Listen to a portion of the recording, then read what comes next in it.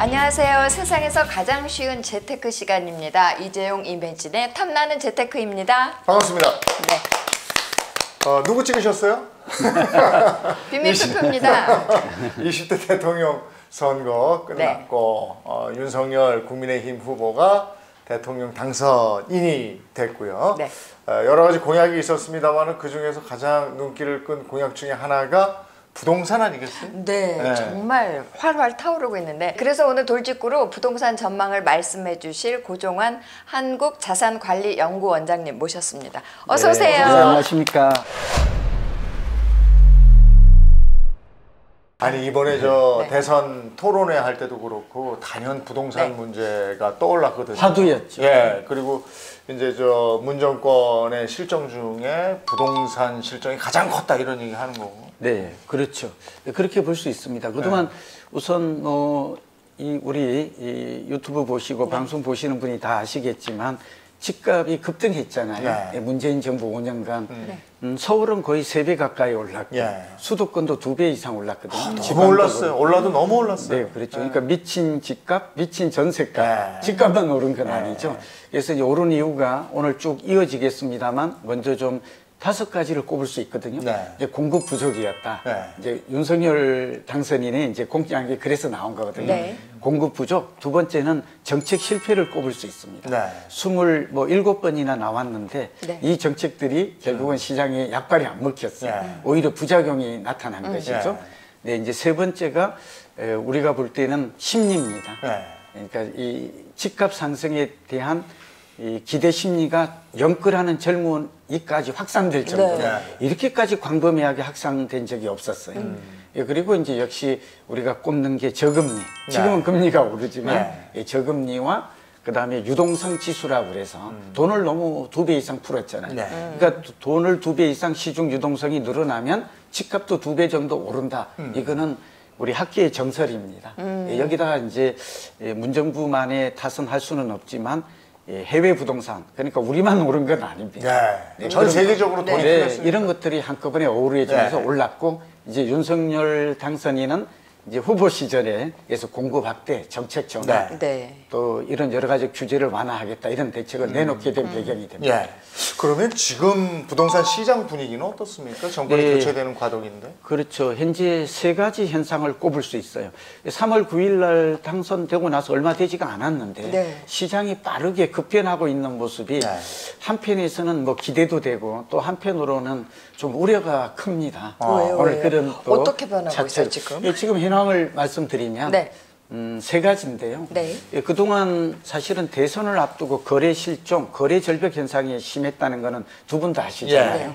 거래가 안 됐어요. 거의 80% 이상 급감했는데 봄이 되면서 이번 선거 이후에 거래가 좀 기지개를 켜는 모습이 좀 나옵니다. 그런데 문제는 매물이 좀 감소해요.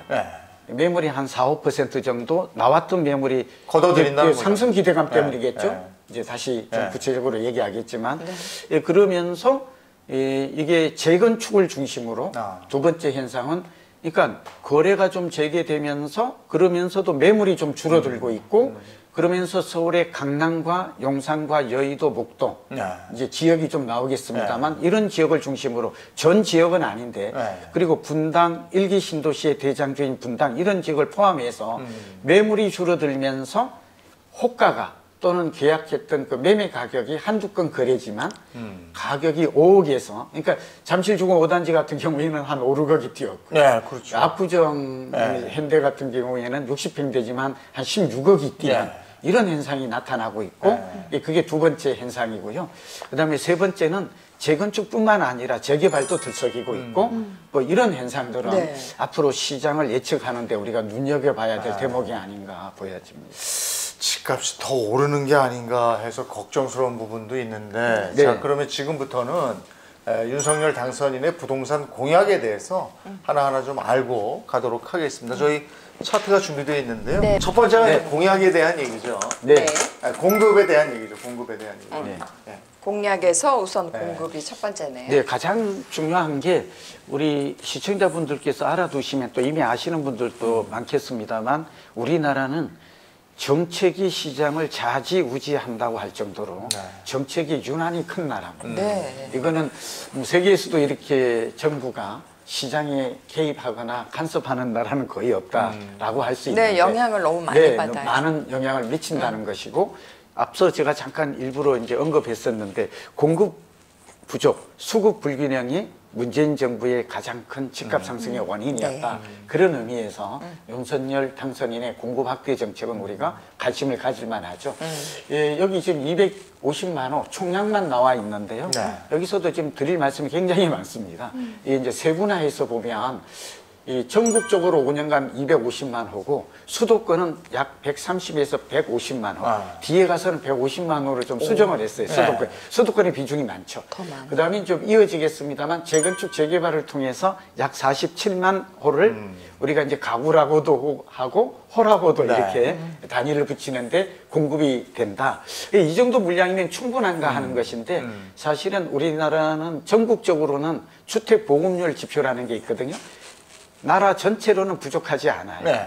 그런데 이제 우리나라의 빈집이 약 151만 호 정도가 빈집이 있어요. 꽤 많죠. 지방에. 그러네. 그렇게 생각하면 150만 호 정도만 전국적으로 보면 공급하면 돼요. 그러니까 250만 호라는 이 주택 공급량은 양적으로 보면 충분하다. 이 말을 지금 하고 있는 거예요. 계획대로만 이게 실천이 되면 시장 안정에 굉장히 도움이 될 것이다. 서울 수도권에 몰려 있어서 이게 이제 전국에 250만 호는 큰 의미가 없을 것 같고요. 네. 서울 수도권에 근데 땅이 있어야 뭘 집을 질까요? 그렇죠. 네. 이제 수도권도 이제 매년 보니까 실제로 최근에 한 48만 호 정도가 공급이 됐거든요. 네. 최근에. 네. 아직 입주는 안 일어났지만 그걸 보면 두 번째는 이게 지금 뭐 인생 질문의 그 날카로운 질문인데요. 좀 설명을 드리면 실행 가능성은 높아요.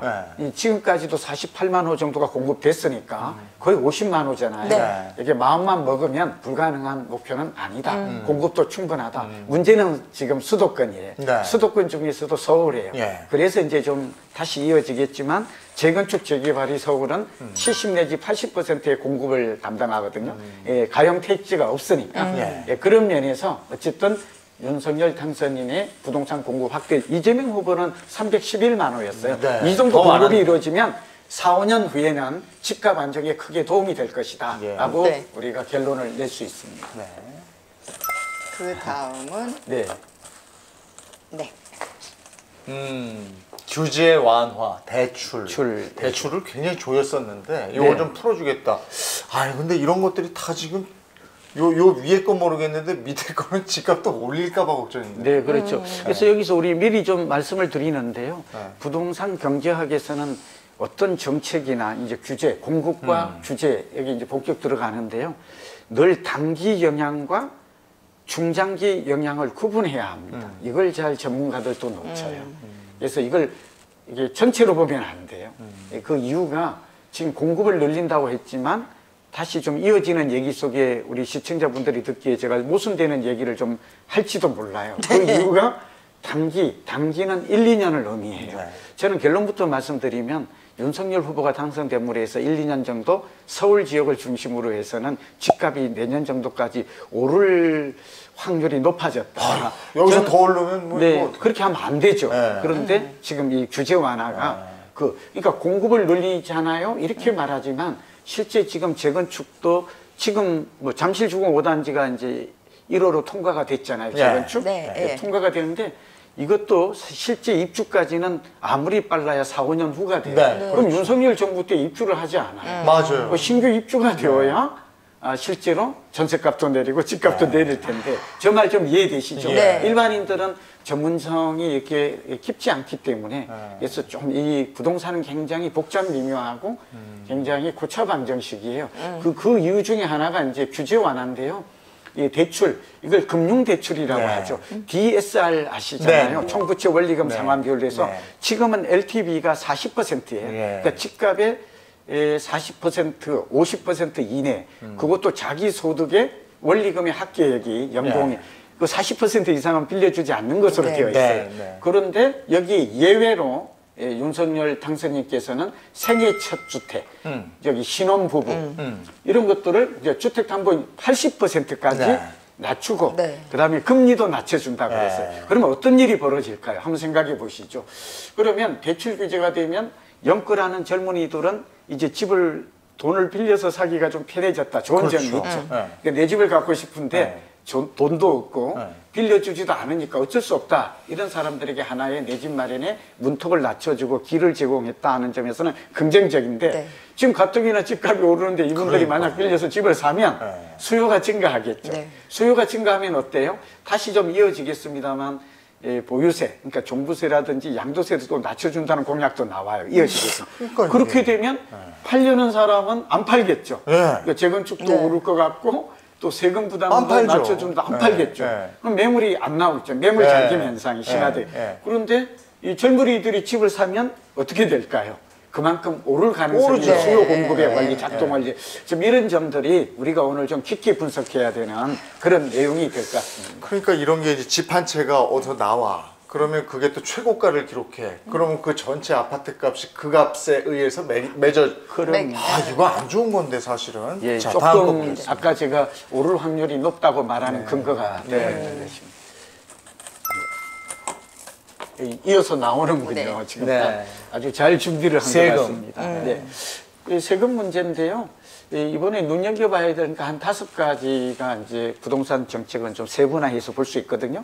이게 지금 순서대로 굉장히 부동산은 금융에 미치는 영향이 참 중요하죠. 네. 아까 네. 우리나라 사람들은 집을 살 때 한 40% 정도는 뭐 돈이 현금 부자 외에는 다 한 대출에 의존하니까 그럼요. 네. 이게 굉장히 큰 영향을 준다. 이제 DSR 제도 하에서 이게 또 나왔다는 점에서 예외적으로. 그다음에 이제 세금인데요. 그동안 버티기라는 말 많았잖아요. 네. 특히 다주택자들. 네. 그 버틴 이유가 뭐였어요? 이제 이정세님 잘 낮춰줄 거다. 아시잖아요. 예, 예. 네, 한때는 다주택자. 좀 괜찮아질 거다. 이래. 아, 예. 근데 네. 이게 우리가 세금이 3가지가 있거든요. 근데 이게 좀 다 우리 셀코 TV 보시는 분들은 수준이 높으니까 저도 뭐 팬이어서 자주 봅니다만 1번이 취득세예요. 예. 취득이 이제 1주택자는 3%, 네. 2주택 이상은 이제 8%가 되고 3주택자는 12%. 굉장하거든요. 그러니까 이 취득세, 그다음에 보유했을 때 내는 세금이 2가지입니다. 하나는 재산세, 네.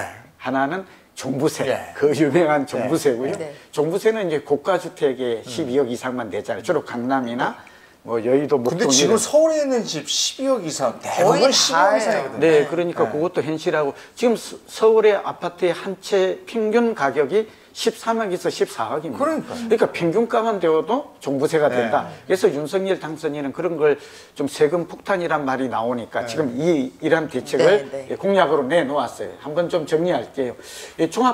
우선 그 다음에 팔았을 때 팔 때 내는 세금이 양도세잖아요. 양도세.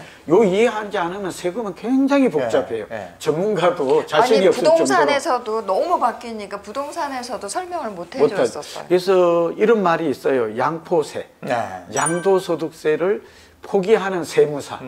세무사도 포기를 해요. 그게 괜히 자칫 잘못해줬다가 나중에 책만 듣거든요. 그렇죠. 역으로 아니 소송도 이어져서 그럼요. 물어준 경우도 많아요. 예. 아 진짜요? 네, 그래서 제가 지금 이 순간 네. 자꾸 머뭇거리고 여기 이제 네. 확실한 개념 정의를 먼저 하는 거예요. 네. 근데 두 번째 문제가 뭐냐면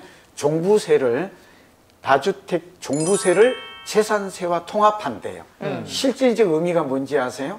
종부세를 종부세 사실상 없애는 없애겠다라는 의미가 포함되어 있어요. 네. 이 다주택자나 고가주택을 가진 분에게는 몹시 기분 좋은 얘기지만 사실은 이 부분은 또 이제 영향을 분석할게요.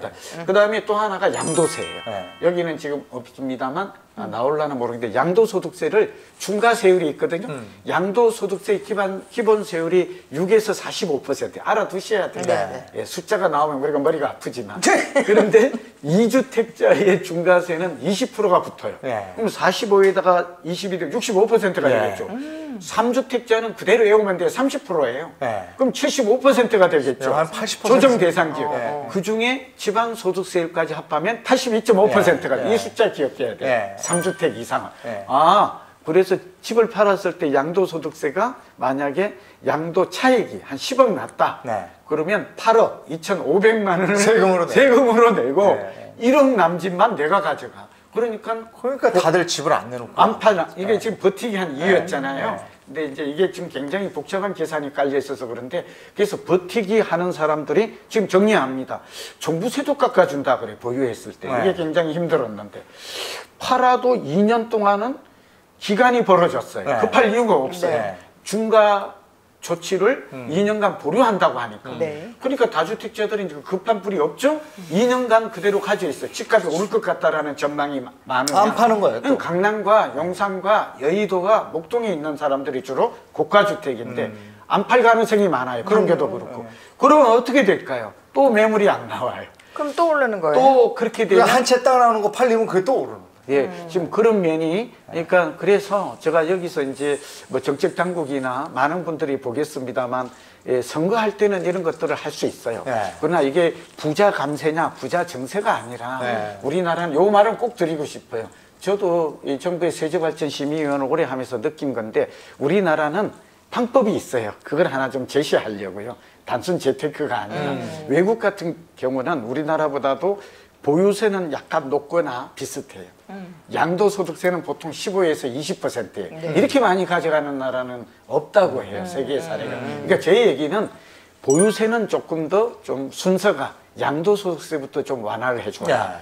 그러면 보유세가 비싸고 양도소득세가 한시적으로 가면 올해 말까지 팔면 좀 더 먼저 깎아준다면 인하를 해준다면 서둘러 팔 거 아니에요. 그럼 올해 매물이 나오면 이게 집값 안정에 좀 도움이 될 것이고 무주택자가 집을 사는 계기가 되잖아요. 이런 정책의 묘책이랄까? 이런 비법이 있는데 지금 정부는 지금 정부란다. 윤석열 정부는 아마도 여기까지 뭐 저도 직간접적으로 조언을 했던 생각을 하겠죠.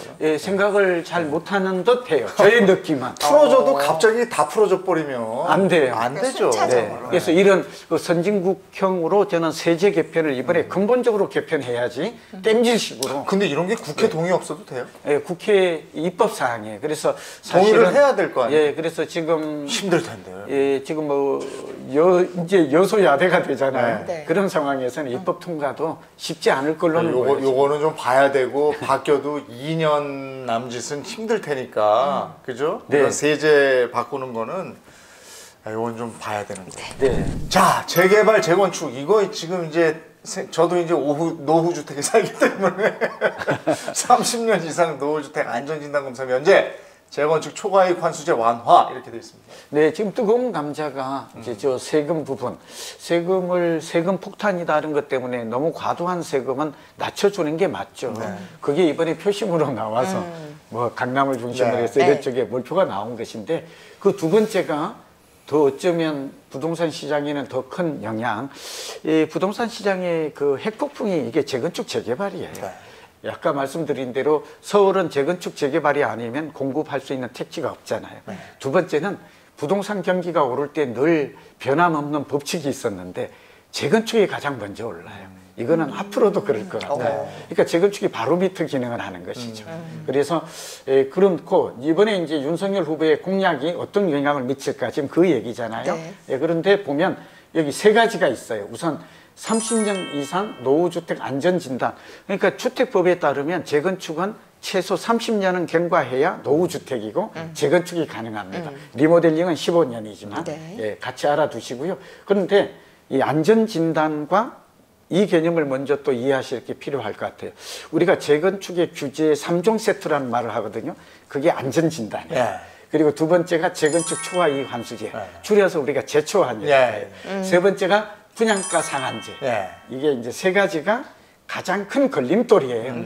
그다음에 이제 여기 빠졌습니다만 한 가지 분양가 상한제. 이걸 또 민간에도 좀 적용하지 않겠다. 좀 종합 정리합니다. 시장에 어떤 영향을 미칠까요?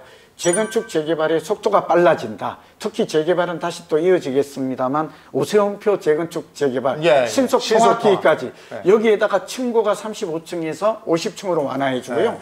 또 하나가 있어요. 아주 굉장한데 용적률을 지금은 최대 250에서 300%인데 500%까지 최대 늘려주겠다는 게 윤석열 후보의 공약이에요. 그럼 위로 쫙 올리겠다는 거죠? 네, 이제 그러니까 재건축하신 분들은 지금 인터넷에 보면 대박이다 이래요.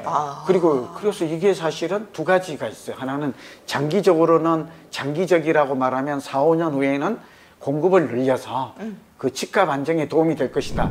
규제 완화, 임대차 3법. 아, 이거 이제 전면 수정 얘기 나왔죠. 네, 이게 굉장히 또 예. 아까 재건축 못지않게 또 뜨거운 감자고 네. 이 부분이 또 시장을 그러니까 수정한다고 했거든요. 네. 그러니까 이 윤석열 후보의 공약을 한 두세 가지 볼게요. 우선 이 임대차법의 수정의 방향에 대한 두 가지를 제시를 하고 있거든요. 그러니까 임대차 3법이 우선 뭐죠? 정리를 한번 개념을 한번 발표. 첫째는 우리가 전월세 상한제죠. 네. 5% 이상 올리지 마라. 두 번째는 계약갱신 청구권이죠. 네. 그래서 4년 2년에서 4년으로. 네. 그다음에 전월세 신고제. 네. 뭐 신고제는 이제 당장 뭐 큰 영향은 아니니까 그 두 가지가 사실은 그렇게 해서 어떤 현상이 2년 전에 7월 말에 이제 곧 7월 말이 다가오죠. 2년이 다가오는데 네. 어떤 현상이 벌어졌어요? 이 법이 규제법이 들어오니까 그러니까 공급이 부족한 상황에서 그러니까 세입자 보호를 위한 법인데 실제로 규제법이 들어오면 공급이 부족한 상황에서 이 규제는 오히려 시장 임대료를 올리고 매물을 감소시키는 부작용을 낳았어요. 다 아는 내용이에요. 네. 그러니까 이제 윤석열 후보는 이 공약을 낸 거는 잘한 거예요. 네. 그래서 이번에 국민들이 찬성한 거잖아요. 여기까지는 맞는데 방향이 뭔가 4년에서 기간을 임대차 4년 기간을 2년으로 환원하겠다. 그다음에 집주인에게 그러니까 규제로 인한 손해를 좀 보상하겠다. 인센티브라고 그러죠. 그러한 대책들이 좀 나와 있어요. 그런데 여기서 다시 좀 정리합니다. 우선 저는 임대차 기간을 4년으로 유지는 해야 된다고 네. 봅니다. 제가 일본도 그렇고 유럽을 쭉 보니까 네. 대개 6년 정도는 맞아요. 그러니까 외국도 보면 세입자 보호에 굉장히 충실해요. 아니, 그리고 저도 저 전세 살아봤는데요. 2년 살고 그때 전세값이 막 오를 때예요. 나가라고 그러니까 막막 하더라고요. 그렇죠. 그러니까 기본적으로 아이도 있고 이런데 2년 너무 짧아요. 네. 4년은 예, 선생님 말씀 진짜 막 통계를 보아도 국토부의 주거 실태 조사 통계를 보아도 이 전월세 입자가 한 번 들어가면 3.7년을 거주하는 것으로 돼 있어요. 그다음에 이 집주인은 이것도 알아두면 좋아요. 오늘 왔으니까 이런 걸 한 10년 정도 보유하거든요. 그러니까 자, 우리 집을 가진 분들은 10년마다 한 번씩 더 나은 지역으로, 더 나은 주택으로 이동할 필요가 있겠다. 그것도 오늘 지금 이 순간에 알 수 있고요. 세입자들은 최소한 4년 정도는 거주하게 해줘야 주거 안정이라고 그래요. 서민 주거 복지 향상이 주택 정책의 목표잖아요. 시장 안정과 함께. 그런 측면에서 저는 4년은 보호해 줄 필요가 있다. 다만 또 하나는 집주인이 5% 이상 못 올리니까 집주인 입장에서 답답한 거잖아요. 손해를 보는 거잖아요. 그걸 살짝. 네, 그래서 보유세 정도는 집주인에게 착한 집주인에게는 저는 보유세 정도 세금을 좀 인하해 주는 것들이 외국도 그렇게 합니다. 그렇죠. 세금을 인하해 주는 거. 네, 좀 해준다면 양쪽의 균형이 맞을 거다. 공약을 지금까지 알아봤는데 네. 현재 가장 많은 관심을 받고 있는 공약이 아무래도 재건축이 아닐까 싶어요. 그렇죠. 네, 요게 이제 그 지역을 한번 알아봤으면 좋겠거든요. 좋겠죠. 예. 가장 이제 우리가 부동산 투자의 성공 법칙, 제가 이 앞전에도 이제 셀프 TV에서 얘기했습니다만 꼭 기억하고 이 얘기가 왜 중요한지. 우리가 늘 시기 선택이 중요하죠. 이 시기 선택은 부동산 시장 전망 오늘 하고 있잖아요. 저도 지금 저 전망 의견을 지금 수정해야 돼요. 그러니까 시장 정책이 바뀌면 시장의 흐름이 바뀌고 또 거기에 따라서 또 의견도 수시로 바뀌어야 되는 건데 이대로 가면 뭐 벌써 좀 눈치채셨겠지만 올해 그 길게 보면 내년까지 집값이 오를 확률이 어쩌면 더 높다 하는 좀 그런 생각이 좀 들죠. 그 와중에 중심에 재건축 재개발이 자리 잡고 있다. 오세훈 시장도 4월 7일 전 이렇게 선거를 치르면서 지금 오세훈표 재건축 재개발 공약을 많이 냈거든요. 신통기획이라는 것들이 이제 이어지겠습니다만 어쨌든 재건축이 가장 핵 폭풍이다. 그렇게 이제 진원지다라고 볼 수가 있어요. 두 번째는 이제 지금 하고자 하는 지역이죠. 이제 서울은 재건축 재개발이 시장을 지배하는 주도하는 시대가 왔다 하는 것은 분명해요. 그래서 언론들도 재건축 시대가 왔다 이렇게 헤드라인을 뽑고 있고 저도 그렇게 그 말에 동의를 합니다. 세 번째가 이제 재건축 재개발 지역 중에서도 어떤 게 알짜 아파트 단지인지 그런 것들이 오늘 하나 끝까지 하나씩 좀 들어가 보도록 그게 삼박자 법칙이다라는 거고요.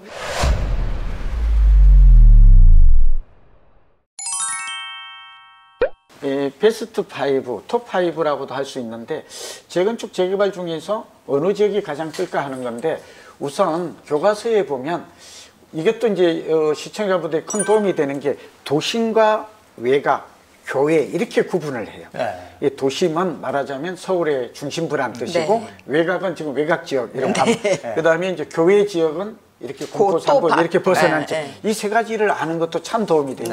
이 도심으로 갈 거예요. 저는 오늘 도심이 되어야 교외로 가기. 도심 중에서도 가장 1번은 제가 얘기 중에 나왔습니다만 강남권입니다. 강남, 서초, 송파 이런 순이겠죠. 지금은 이제 송파 잠실주공 5단지가 지금 현재 시장에 지금 대장주로 등극을 하고 있는 상황이고, 그러니까 가운데쯤 이렇게 놓겠습니다.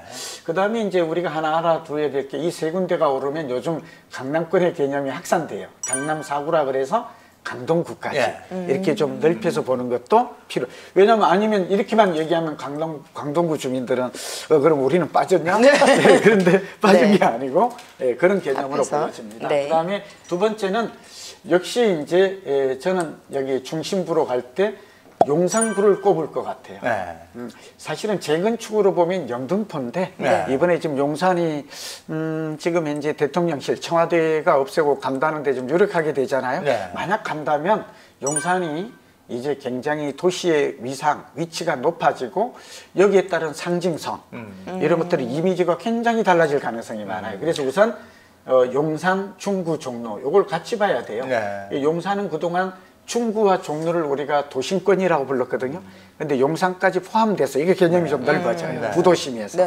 이걸 볼 수 있고요. 여러분 오늘 굉장히 중요한 내용 듣고 계세요. 이 내용은 서울시가 얼마 전에 발표한 2040 도시 플랜에서도 이 계획이 그대로 나와요. 그러니까 함께 보고 계세요. 이 짧은 시간에. 그 다음에 여러분 이제 영등포로 가야 될 것 같아요. 여의도 영등포가 도심 3권 중에 하나거든요. 2040 도시 플랜 중에 여기에 중심은 역시 여의도예요. 여의도가 재건축이 많고 한강변에 지금 뭐 여기 한번 볼게요. 이렇게 돼 있고요. 그 다음에 이제 또 우리가 하나 볼 수 있는 게 저는 목동을 좀 꼽고 싶어요. 목동이 이 재건축 아파트가 또 많아요. 이게 지금 본격적으로 들어가거든요. 목동 최근에 가격도 굉장히 크고. 목동을 중심으로 한 여기 양천구를 꼽고 싶어요. 그럼 양천구만 좋으냐? 이 강서구까지 영향이 오겠죠. 좀 넓게 봐야 돼요. 그다음에 이제 또 하나가 요즘 창동, 상계동이 뜬다 들어보셨죠? 중계동까지. 여기가 이제 여야 후보들이 여기 가서 재건축 재개발 활성화했다 공약을 많이 했죠. 그 지역이 또 중심지가 된다. 좀 외곽이긴 하지만 그리고 이제 마지막으로는 요즘 분당 아파트가 좀 들썩이고 있고 분위기가 심상치가 않아요. 재건축 연연이 됐다면서요? 일기. 근데 이거는 이제 조금 성급하긴 한데 특별법을 만든다고 그랬거든요. 그러니까 전면적 리모델링이니까 리뉴얼 시티라고 우리는 보통 도시에서 얘기하는데 이게 될지 아니면 재건축이 될지는 확정되지 않았어요. 특별법을 만든다고 그래요. 그러나 지금 성남의 기대감이 굉장히 높아지고 있어서 이 6군데가 앞으로 1, 2년 또는 윤석열 그 정책의 재건축 재개발 활성화 정책 규제 완화 정책의 최대 수혜지가 된다.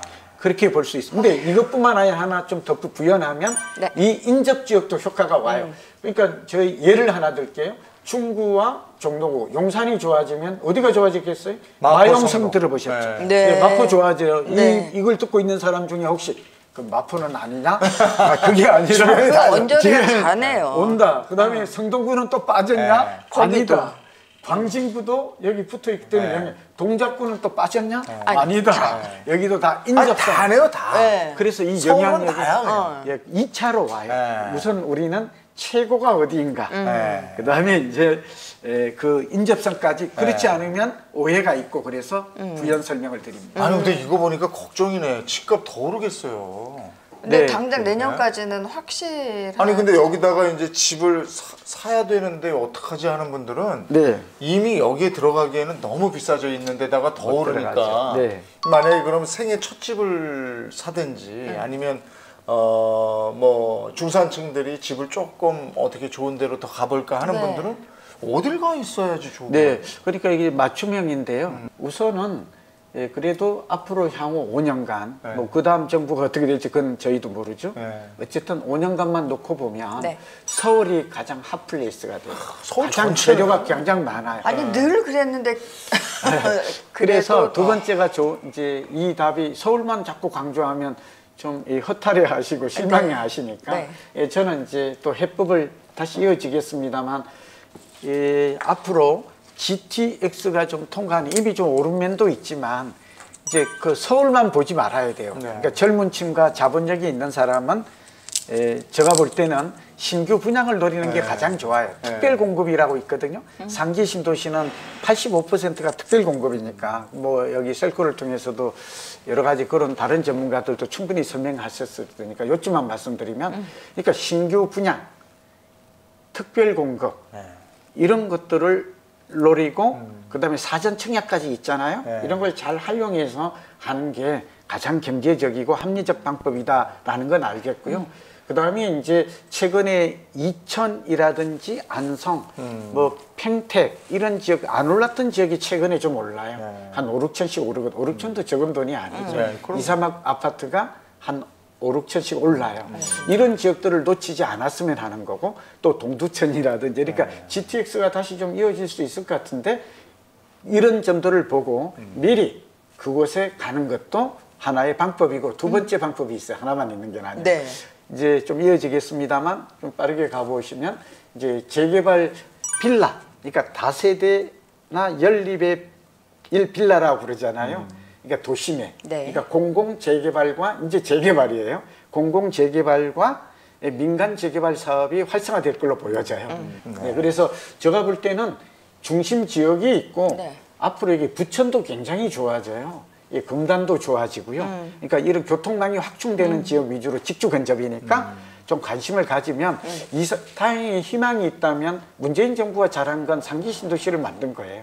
그다음에 GTX, ABC 이제 ABCD, EF까지 이번 선거에서 나와버렸어요. 네. 예, 그러나 어쨌든 그런 것들을 잘 주목하면 내 집 마련의 기회가 2, 3년 내에 많이 주어진다는 점도 희망을 가져도 좋을 것 같습니다. 네, 네. 알겠습니다. 재개발, 재건축 그렇게 하고 나면은 효과가 나타나기까지 얼마나 보통 우리가 이것도 굉장히 중요하죠. 네. 임 선생님께서 우선은 우리가 그 재정비 계획에서 수립부터 이건 절차를 좀 짧게 좀 알아야 돼요. 여기서부터 준공까지 보통 재건축과 재개발이 비슷한데 10년은 넘게 되고요. 네. 12, 3년 걸려요.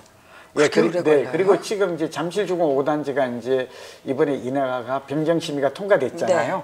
이렇게 되면 그러니까 이제 이어지겠습니다만 신속 통합기획이란 말 들어보셨어요? 네, 네. 오세훈 시장이 잘한 거예요, 그거는. 왜냐하면 신통기획을 만들어서 인허가 기간만 5년이 걸려요. 10년 중에. 이 5년을 2년으로 단축시킨다는 게 신속 통합기획, 줄여서 신통기획이라고 네, 해요. 네. 그러니까 빨라져요. 네. 그러니까 보통은 10년에서 12년 걸렸던 게 8년 이게 좀 줄어든다. 속도가 이렇게 좀 알 수 줄어들어서 있습니다. 8년. 그다음에 이번 새로 되는 정권 그 다음 정권 말 정도 돼야 이게 예, 들어가서 사는 거예요. 입주까지를 입주까지는. 보면. 네. 예, 알겠습니다.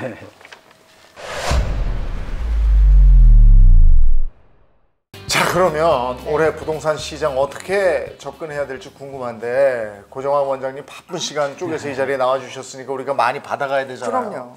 그럼요. 저희가 신호등을 준비해놨거든요. 네. 빨간 불이면 멈춰 이렇게 되는 거고, 네. 초록 불이면 건너 이렇게 되는 거잖아요. 네. 좋다 하면은 파란불. 초록불이 예, 되는 예. 거고. 예. 초록불. 네, 네, 초록불. 우리가 파란불, 초록불 신호문 내니까 이제 초록불로. 네. 네. 자, 어떤가? 자, 부동산 시장 올해 네. 초록불입니까? 빨간불입니까?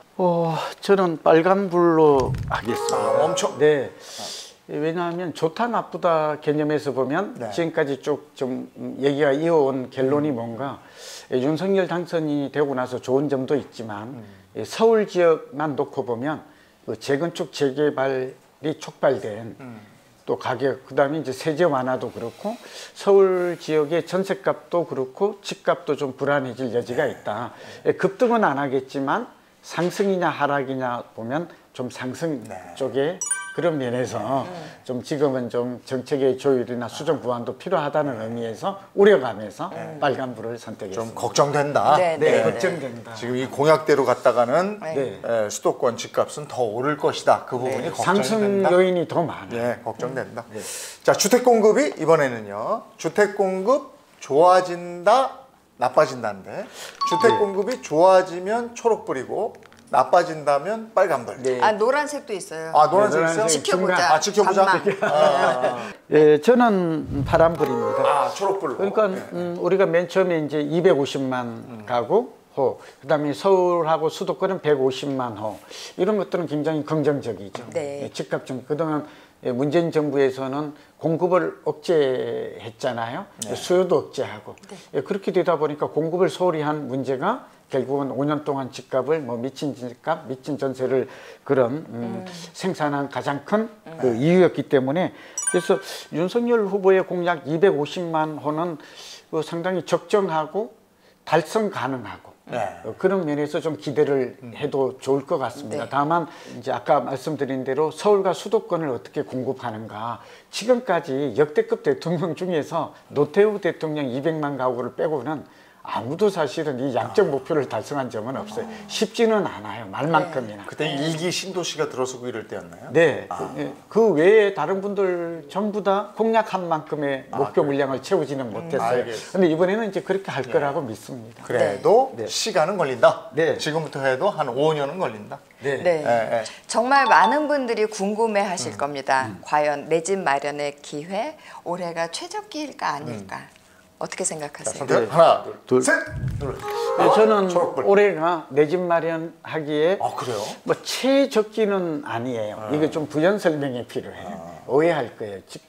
왜냐하면 두 가지인데요.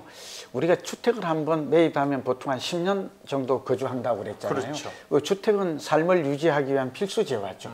사실은 두 가지. 저점에서 매수하는 게 좋아요. 신체에 비유하면 앞에도 얘기했지만 우리가 무릎 아래에서 사는 게 가장 좋죠. 네. 그게 언제였을까요? 지난 2013년, 14년, 15년이었어요. 근데 이 시기는 이미 지나가 버렸어요. 지금은 이제 집값이 어깨를 좀 넘어선 상황이거든요.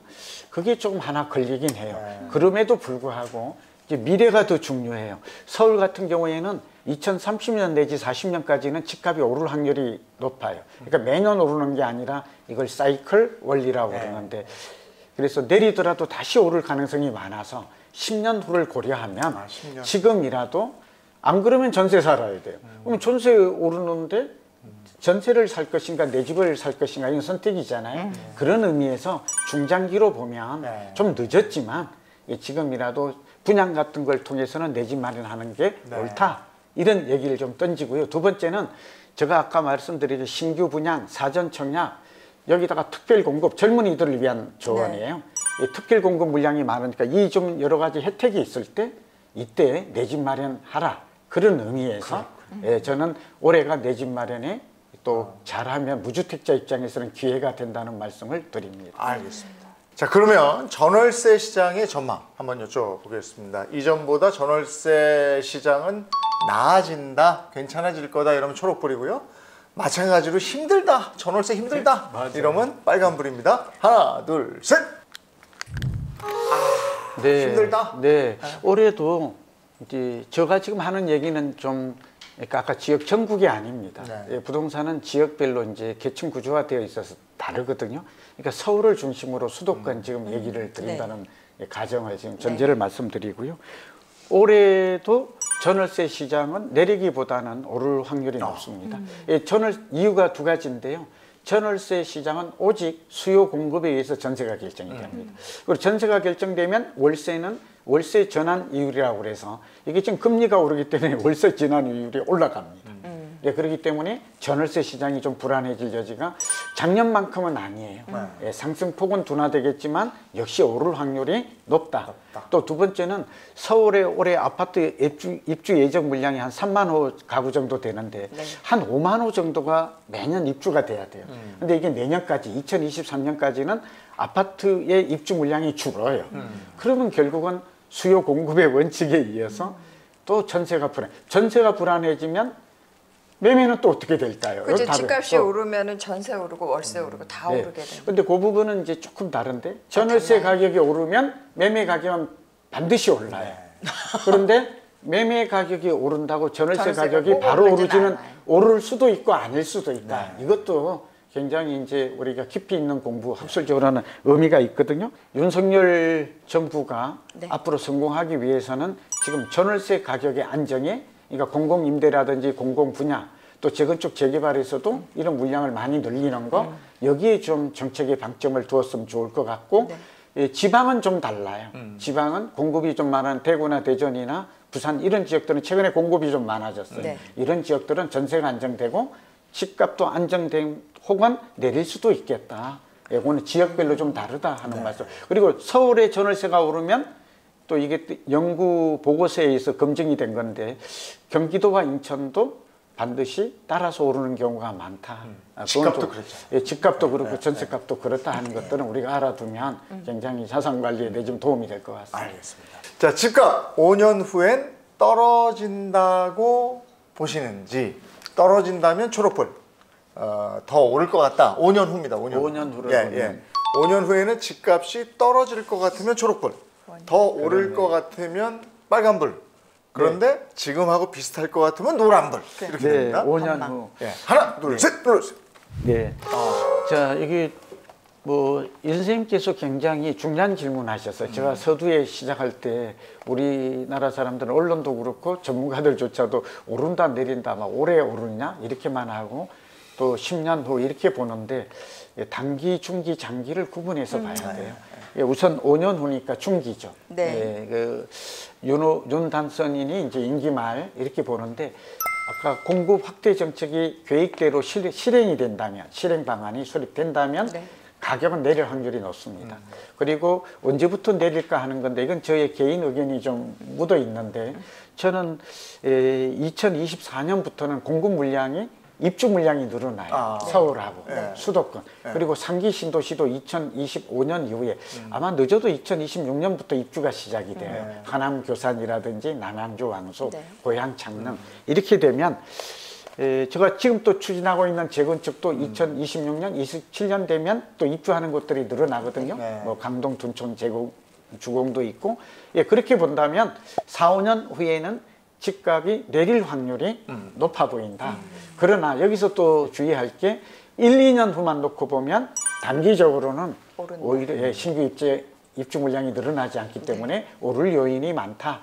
그리고 또 한 번 5년뿐만 아니라 10년, 뭐 물론 다음 정부가 어떻게 되느냐에 따라서 변수가 있겠지만 또 다른 변수가 되겠지만 서울은 2040년까지는 인구가 좀 감소해도 서울로의 인구 이동, 도시 이동, 또 서울을 대체할 만한 곳이 뭐 세종시가 수도가 되지 않는 이상 그렇게 본다면 수도권은 2030년까지 서울은 2040년까지 우리보다 앞선 20년 앞선 영국이나 프랑스, 파리나 런던을 보면 집값 상승세가 이어질 확률은 높다. 그런 것들도 우리가 10년 후 정도 같이 내다본다면 오늘 그 의미를 단기, 중기, 장기의 영향이 다르다. 그 변화를 미리 예측하는 데 도움이 될 것 같습니다.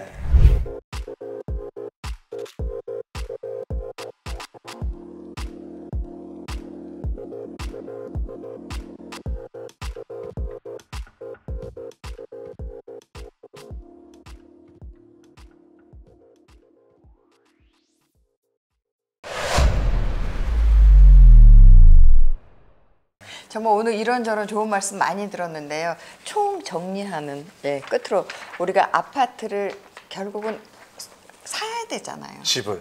언제 집을 언제 사야 되는지 또 집을 사면서 우리가 재산의 가치도 있어야 돼요. 꼭 살려고 그러는 게 자꾸 오르고 좀 올라줘야지. 뭐 영향을 받으니까 돈도 함께 벌 수 있는 방법이 있나요? 있죠. 네. 그래서 이제 앞서 제가 잠깐 일부러 이제 이 질문을 이제 오늘 마지막에 얘기했는데 정리해 주시려고요. 가장 중요한 결론 맺은말이 될 것 같은데요. 우선 늘 우리가 좀 차분하게, 그러니까 내 집을 마련하고 부동산 투자는 뭐 주식하고 다릅니다. 뭐 샀다가 팔았다 하는 사람도 있겠지만 장기 계획을 가져라. 그리고 조금 두 번째는 삼박자 원칙이 있다. 그러니까 앞으로도 이 사이클은 반복이 됩니다. 네. 그러니까 일반인이 그걸 어떻게 할까? 네. 굉장히 어려운 얘기지만 지금 제가 말씀드리는 세 가지 원칙만 지켜도 크게 빗나가지 않아요. 네. 네, 첫 번째는 우리가 시기 선택, 살 때인가 팔 때, 물론 가장 낮을 때 사야 너무 되겠죠. 어려운 거죠. 네, 근데 이 세 가지만 선행 지표만 지키면 돼요. 네. 첫 번째는 앞서 말씀드린 대로 전세값이 오르면 집값이 올라요. 이 시차가 1, 2분기 돼요. 그리고 거래량이 갑자기 거래가 안 되다가 거래가 터질 때, 이 주식도 마찬가지 선행 지표예요. 이게 한 2분기 정도 선행해요. 그러니까 한 달, 한두 달이 아니고 시간을 충분히 주어요. 그러니까 여러분 가격 변동에만 관심을 갖지 마시고 거래량이 줄었나 안 줄었나 이런 것들을 관심 있게 보셔야 돼요. 그리고 전세값이 오르면 전세값이 내리다가 어느 날 전세 가격이 오른다. 그렇게 되면 한 3개월 후쯤에서 2분기 연속 오르면 아 이러다가 매매 가격 오르겠다. 이런 생각을 가져도 돼요. 그리고 땅값이 또 꾸준히 오르잖아요. 그러면 땅값 오르고 전세값 오르고 거래량이 늘어나면 굉장히 좀 어렵지 않아요. 이거 아는데 한 10분 걸리거든요. 근데 이 정도 노력은 해야 몇 천만 원 매덕을 벌 수 있고 또 이게 안 되면 또 제가 언제까지 활동할지 모르지만 뭐 제가 언론에 쓴다든지 또 뭐 살집 팔집이라든지 이런 것 좀 참고하고 하는 게 좋을 것 같고요. 두 번째는 지역 선택이에요. 오늘 또 서울 지역이 우선 가장 중심으로 보라. 네. 그리고 도심과 외곽과 교외 지역, 도심부터 늘 오른다는 것. 그다음에 도심이 오르고 나면 아까 우리가 6군데 살펴봤잖아요. 이곳이 오르면 그 인근 지역으로 확산된다는 것도 법칙이에요. 네. 의심할 필요 없어요. 광화문이 오르면 마포 오릅니다. 네. 여의도 오르면 마포 오른다고 봐야지 오를까 내릴까 꼭 그렇지는 않을 것 같다. 이런 쓸모없는 의심을 할 필요가 없어요. 네, 그대로 움직이면 돼요. 네, 이런 부분 지역 선택을 잘해라. 세 번째는 상품 선택인데 오늘 여기까지 주거도 자산이고 상품이거든요. 그러니까 세 가지 딱 말씀드릴게요. 하나는 성장 지역을 선택해야 돼요. 인구 증가, 소득 증가, 인프라, 교통 인프라, 교육 인프라, 상업 인프라 이런 것들이 들어가는 곳. 그 다음에 이제 행정 계획이 많아야 돼요. 우리나라의 도시의 성장은 국가가 하거든요. 개인이 할 수가. 이번에 용산 같은 데 만약에 청와대가 이전한다면 이 부분도 행정 계획인 거예요. 개인이 이런 것들은 긍정적으로 봐도 돼요.